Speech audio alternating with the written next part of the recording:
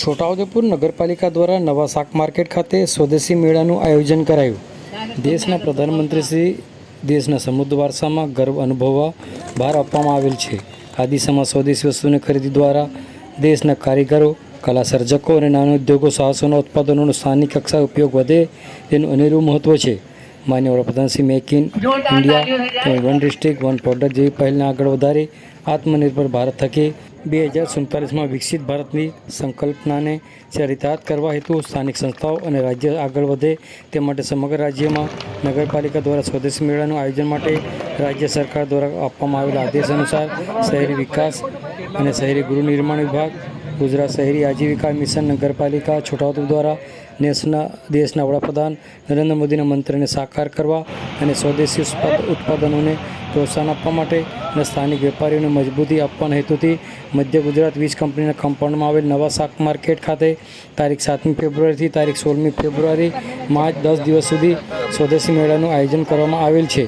છોટાઉદેપુર નગરપાલિકા પ્રમુખ, ઉપપ્રમુખ, કારોબારી અધ્યક્ષ, ચીફ ઓફિસર તેમજ વિવિધ સમિતિના ચેરમેનશ્રીઓ દ્વારા દીપ પ્રાગટ્ય કરી સ્વદેશી મેળાને ખુલ્લો મૂકવામાં આવ્યો હતો।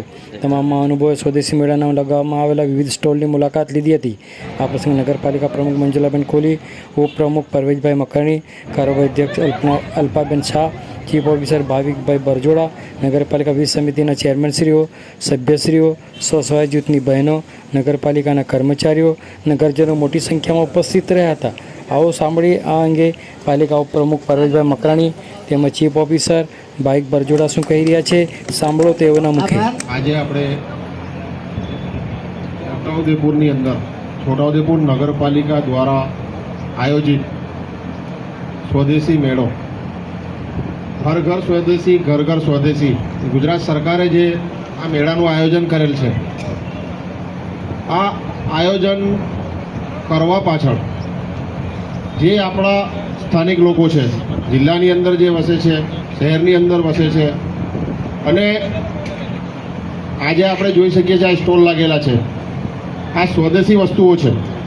આપણે વડોદરા જઈને મોલમાંથી વસ્તુઓ લઈએ છીએ, બીજી શોપ પરથી લઈએ છીએ, વસ્તુ આ જ હોય છે, પણ આ વસ્તુ સ્વદેશી વસ્તુ છે। અહીં એની પ્રાઇસ 10 રૂપિયા હશે, તે મોલમાં એની પ્રાઇસ 60 રૂપિયા હશે, આટલું ફરક થઈ જાય છે।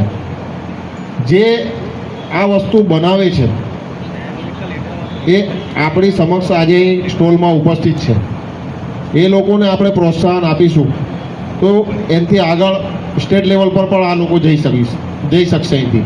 એના માટે મારી તમામને અપીલ છે, સાહેબે કીધું હમણાં કે આપણે આપણા વોર્ડમાં જઈને એકલા સભ્યશ્રીઓ નહીં પણ નગરની અંદર નગરજનો જેટલા પણ અહીં ઉપસ્થિત છે એ બધા પોતાના ત્યાં જઈને આ સ્વદેશી મેળાનું પ્રચાર કરે, પ્રસાર કરે, જેથી કરીને આનો લાભ છોટાઉદેપુર નગર અને છોટાઉદેપુર જિલ્લાના તમામ લોકો લઈ શકે। આની સાથે સાથે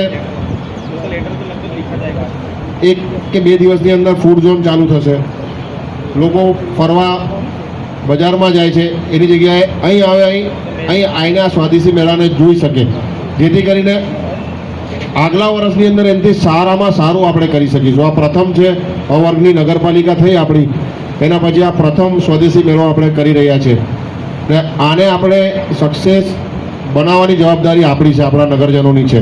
અને આજે જે આ મેળાની અંદર પધારેલ છે સૌનું છોટાઉદેપુર નગરપાલિકા વતી ખૂબ ખૂબ આભાર વ્યક્ત કરું છું।